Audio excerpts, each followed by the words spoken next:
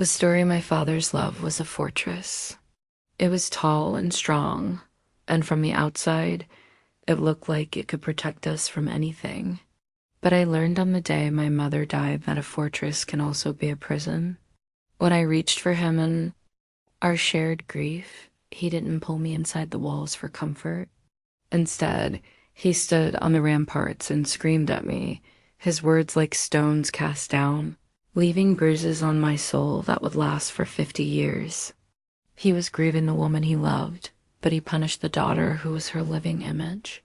It took me a lifetime to find the key to that fortress and learn the heartbreaking truth of what he was really protecting. Before I begin my story, let me know in the comments where you're listening from and what time it is. I just want to know I'm not alone in this. And if you feel moved by what you hear, consider subscribing. It helps more people become aware of the reality of elder abuse. Now let me tell you what really happened. The silence in our house after my mother, Rose, passed away was a physical thing.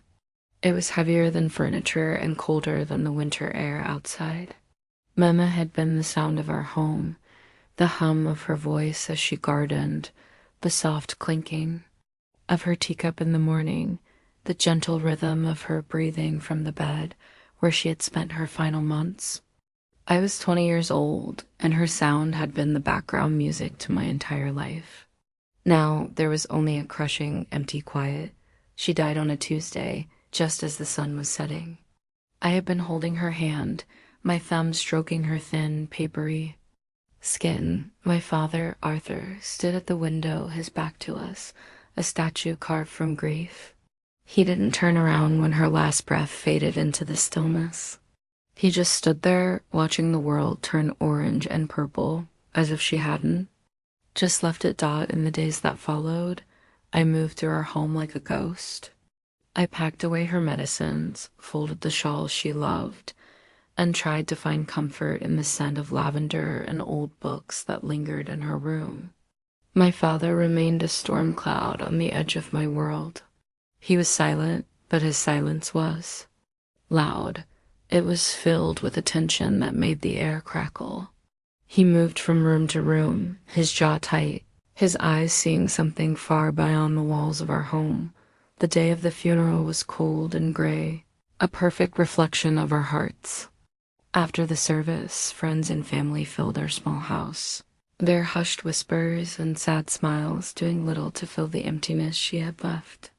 I served tea and small cakes, my feet aching and my heart feeling like a hollow drum.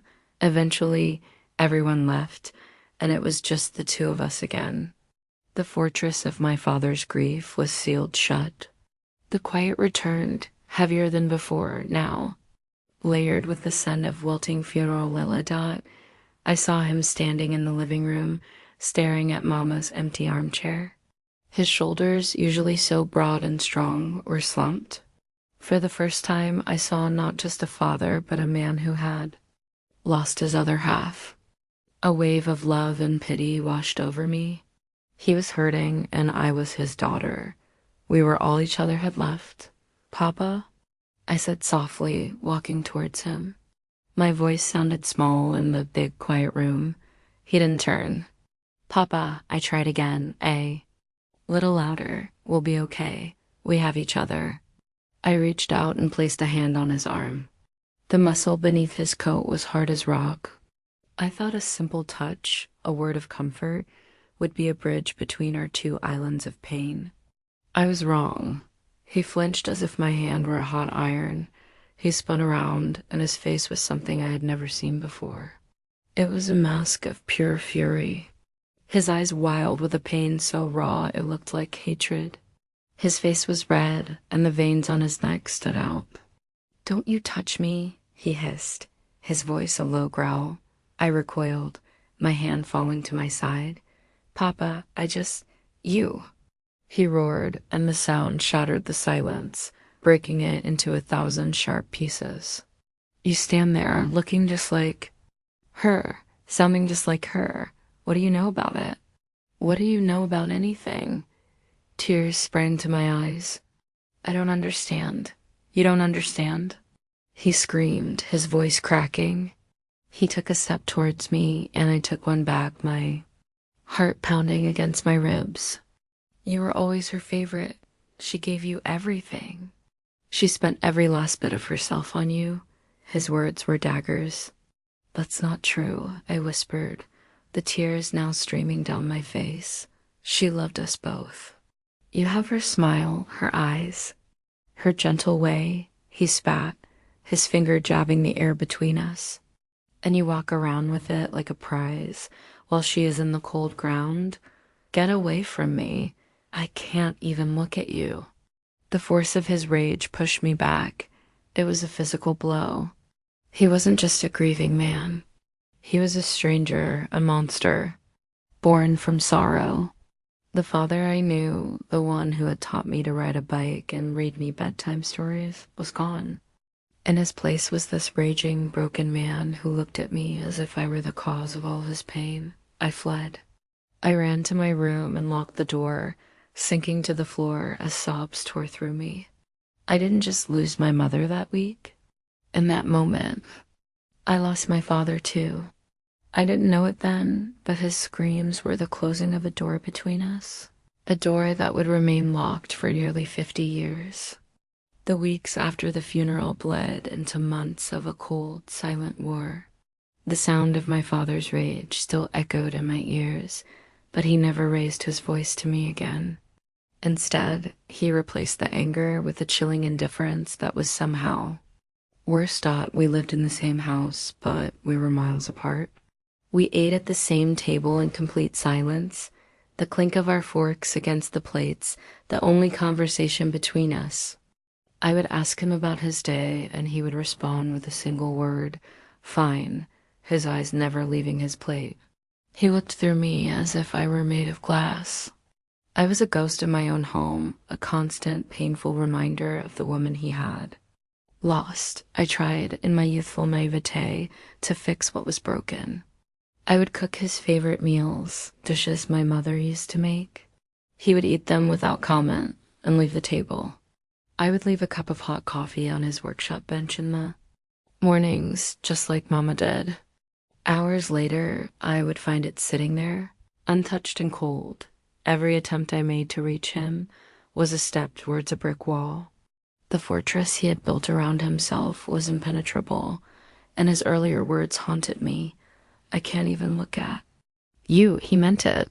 When our eyes did accidentally meet, I saw a flicker of that same pained anger from the day of the funeral, and he would immediately look away. It felt like I was being punished, but I didn't know my crime. Was it that I had survived when my mother hadn't?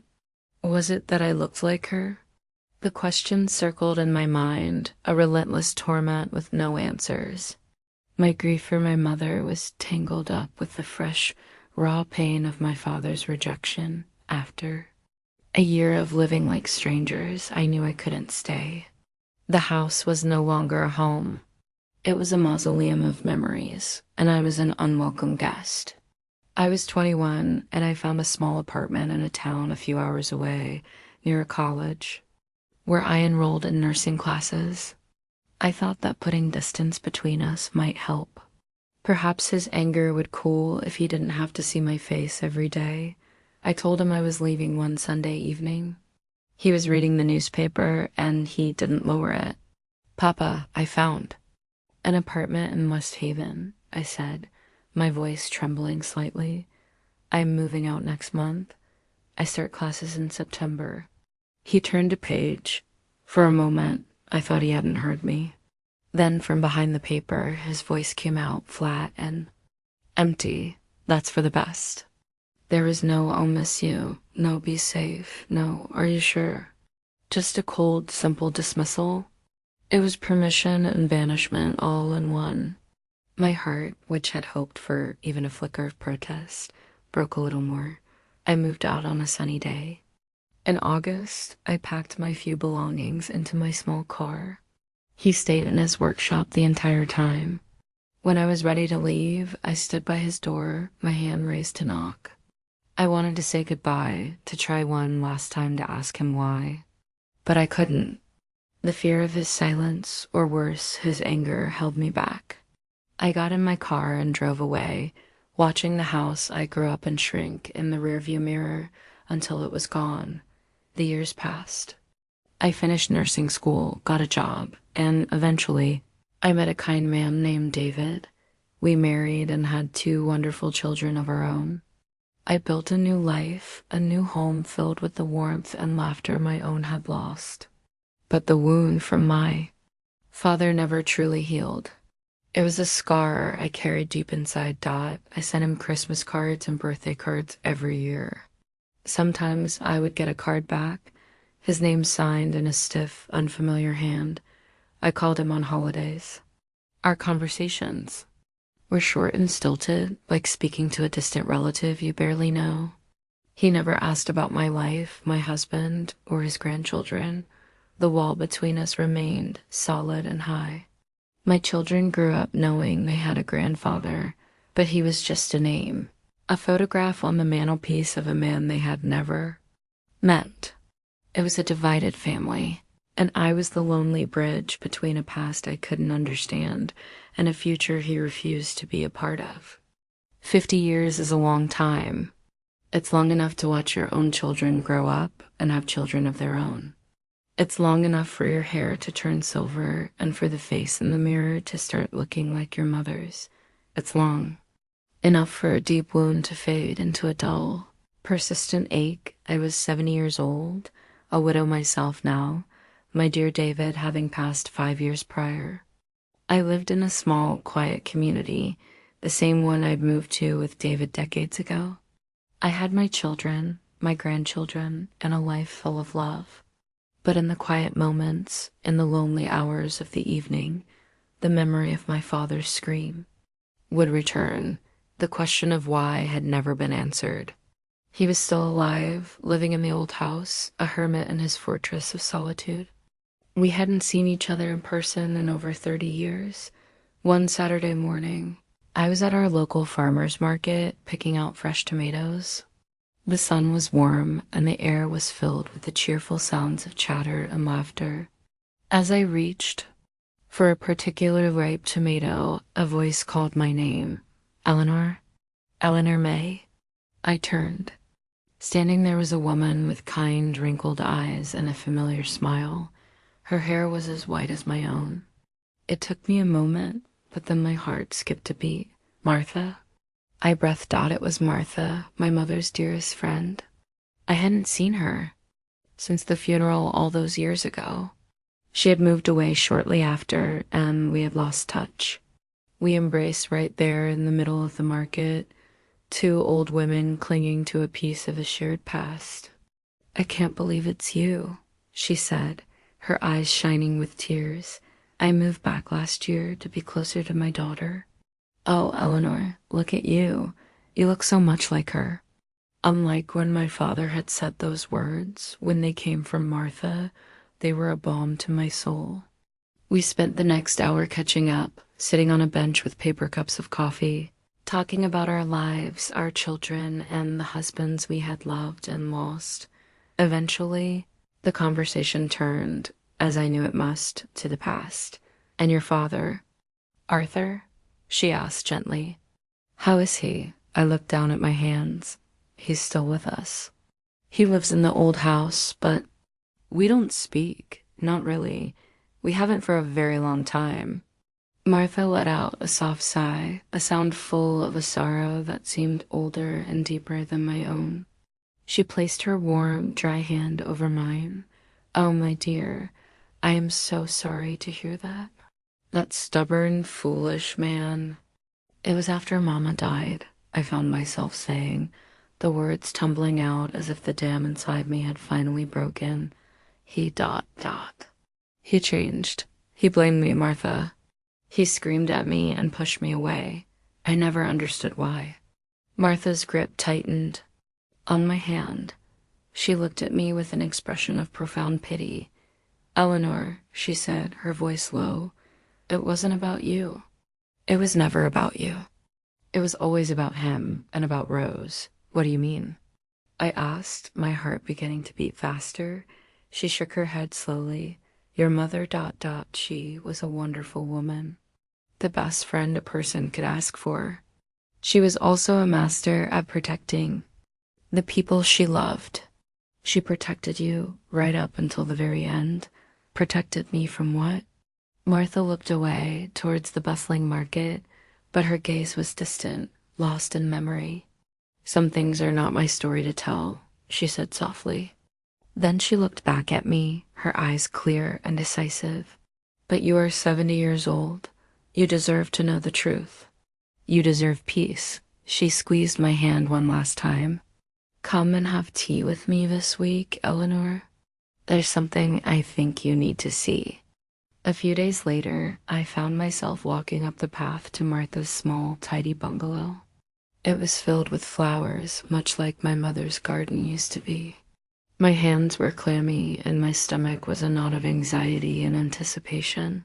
I felt like I was on the verge of a discovery that would change everything. Martha welcomed me with a warm hug and a cup of chamomile tea. We sat in her sun-filled living room, making small talk about our grandchildren, but an unspoken tension hung in the air. Finally, after we had finished our tea, Martha stood up. Wait here, dear, she said, and disappeared into a back room. She returned a moment later carrying a small, dark wooden box. It was old, with faded carvings on the lid and a small, tarnished brass latch. She placed it on the coffee table between use with a soft thud. Your mother gave this to me about a year before she passed, Martha explained, her voice gentle. She told me, Martha, if anything ever happens to me, I want you to hold on to these. Don't give them to Eleanor right away. Wait until she's old enough and strong enough to understand. My hand trembled as I reached out and touched the cool, smooth wood. What is it? They're letters, Martha said. Letters she wrote to me over the years, hundreds of them. It was how we talked, especially after I moved away. She poured her heart out in them, Eleanor. She told me the things she couldn't tell anyone else. My breath caught in my throat, letters from my mother, a voice from the past I never knew existed. She told me to wait until the time was right, Martha continued, her eyes full of compassion. She said, when Eleanor needs to understand her father, really understand him, these will help. I think that time is now. I could only nod, unable to speak. Martha pushed the box gently towards me. They're yours now. I drove home in a daze, the box sitting on the passenger seat beside me like a silent passenger. It felt heavier than its size suggested, weighted. Down with 50 years of secrets. For 2 days, the box sat on my kitchen table. I would walk by it, run my fingers over the lid, but I couldn't bring myself to open it. I was terrified. The image I had of my parents' marriage was the one I had constructed as a child, simple, happy, and full of love.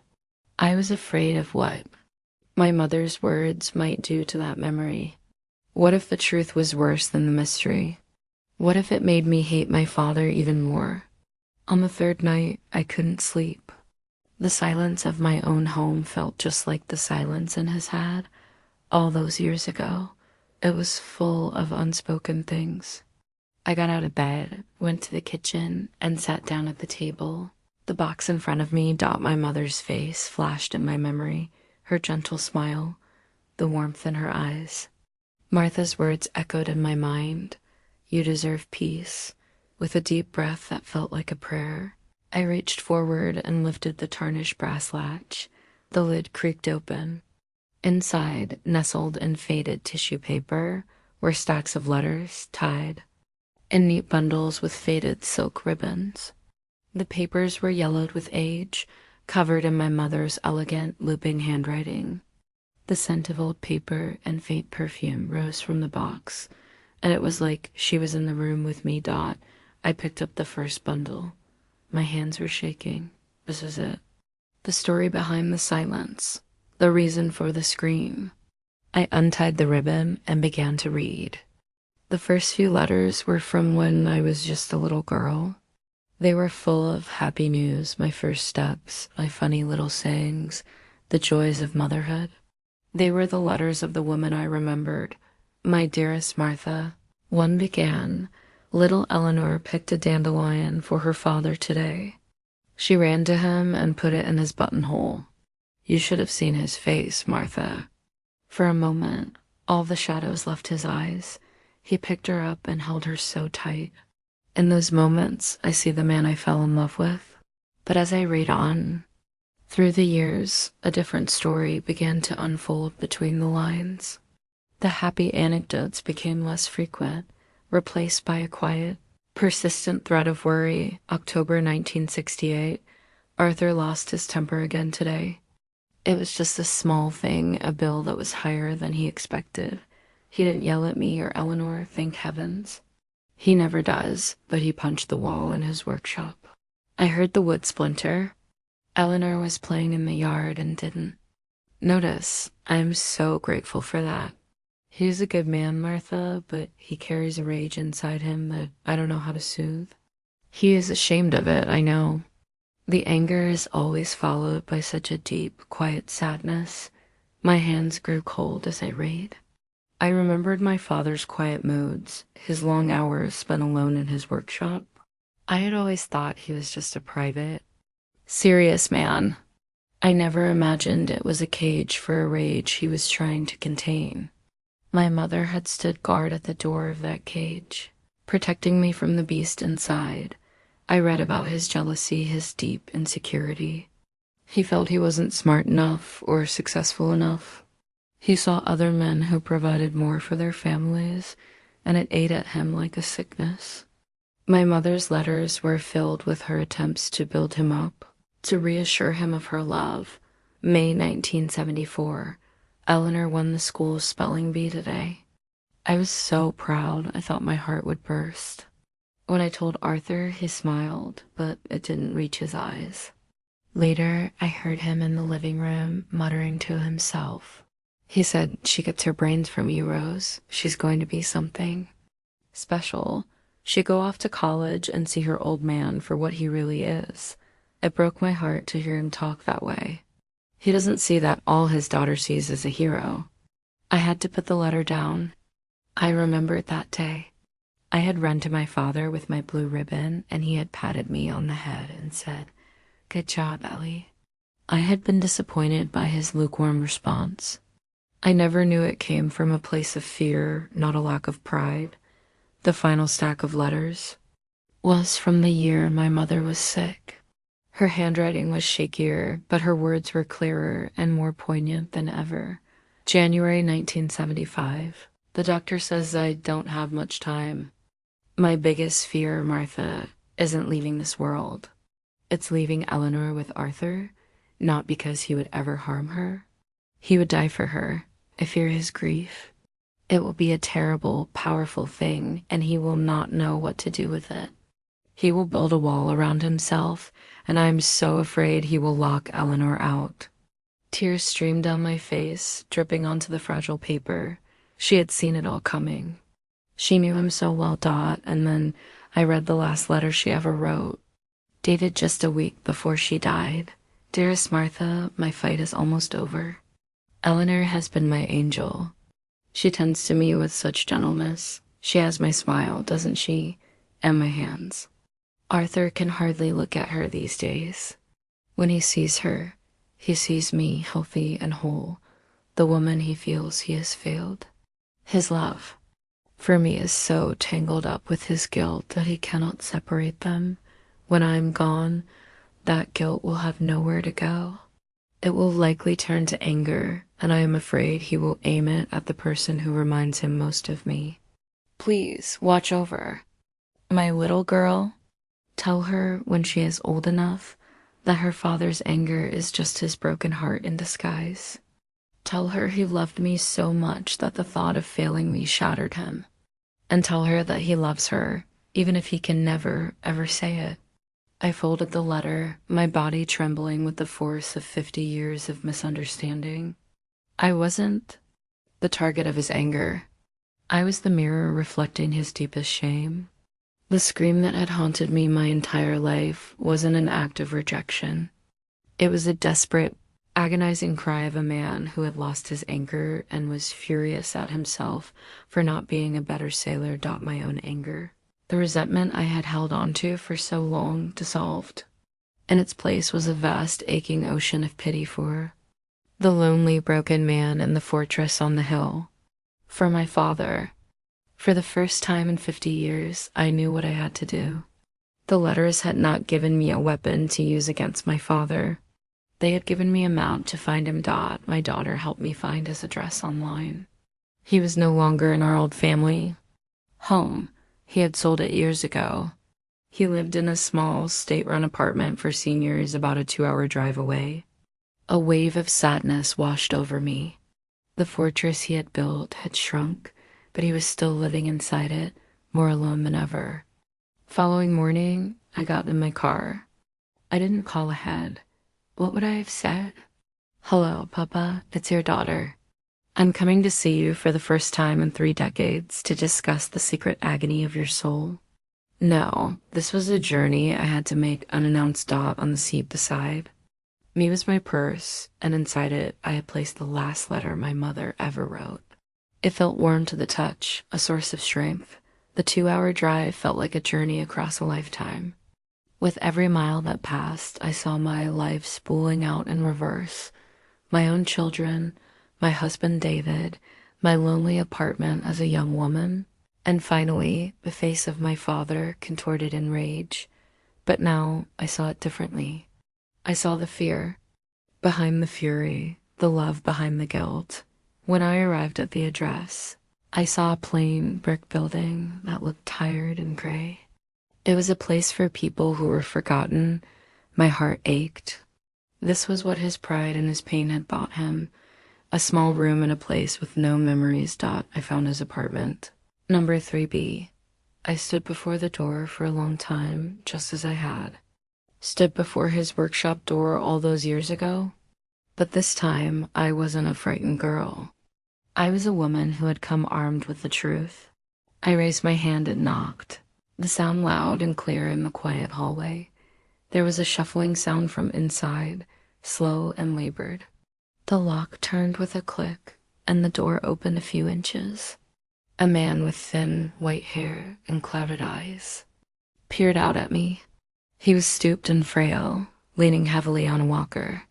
He was a stranger, and yet I knew his face better than my own. "Papa," I said, my voice barely a whisper. He blinked, squinting at me. For a moment, there was no recognition. Then his eyes widened slightly. The fortress wall trembled. "Eleanor?"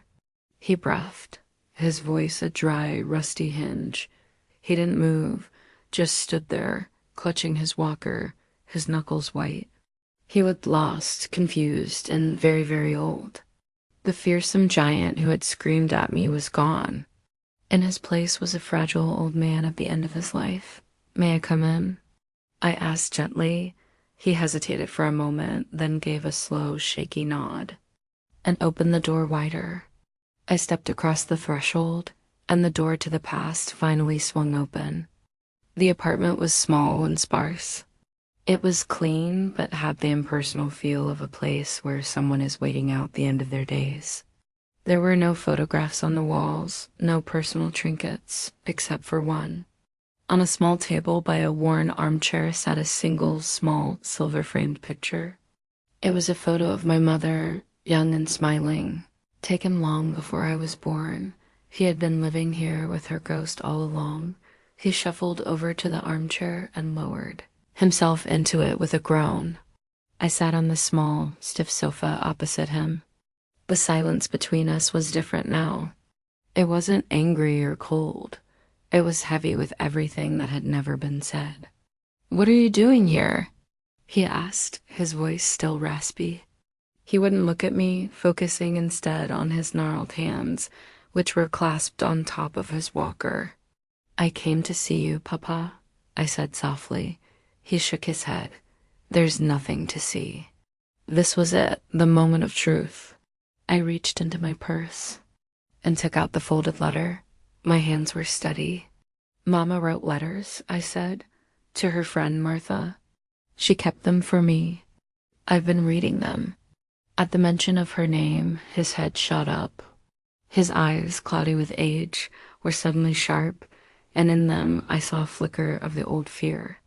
I didn't come here to be angry, I continued, my voice even and calm. I came because I finally understand. I wanted to read you something, her last letter. He didn't protest. He just watched me, his breath shallow, as I carefully unfolded the fragile paper. I began to read. I read her words about her illness, about her love for me, and then I came to the part about him. My biggest fear, Martha, isn't leaving this world. It's leaving Eleanor with Arthur ... I fear his grief. He will build a wall around himself, and I'm so afraid he will lock Eleanor out. A choked sound escaped his throat. I kept reading, my voice unwavering. When he sees her, he sees me. Healthy and whole, the woman he feels he has failed. His love for me is so tangled up with his guilt that he cannot separate them.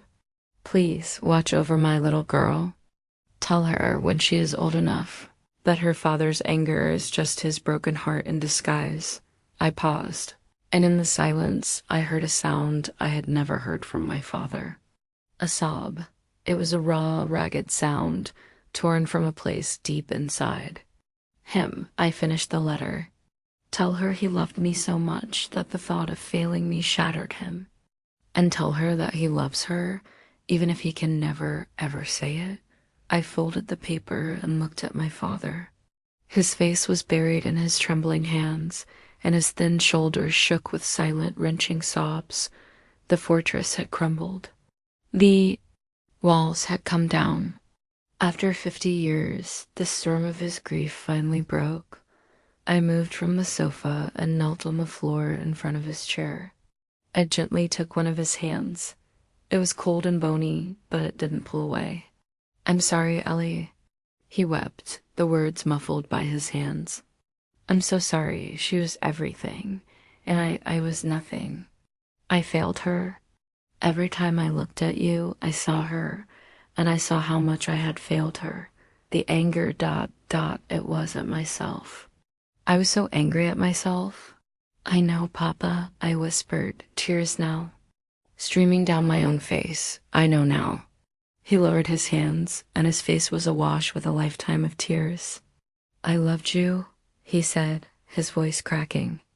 I always loved you, I just didn't know how to be a father without her.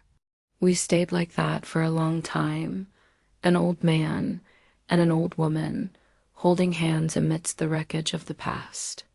The years of silence, the pain, the anger, it all washed away in that tide of shared sorrow. It wasn't a perfect ending. The lost decades were gone forever. My children would never know their grandfather. But it was a real ending. It was peace. I visited him every week after that, for the last 6 months of his life. We didn't talk much about the past. We didn't need to. Sometimes we would just sit in silence, but it was a comfortable silence now, a shared silence. I brought him photos of his grandchildren and great-grandchildren, and he would look at them for hours with a sad, gentle smile. When he passed away, I was holding his hand. It was a Tuesday, just as the sun was setting, the same as my mother. But this time, there was no anger, no screaming. There was only a profound, quiet peace. I had finally understood that my father's scream wasn't the end of our story. It was a cry in the dark, and it had just taken my whole life to find my way. To him with a light,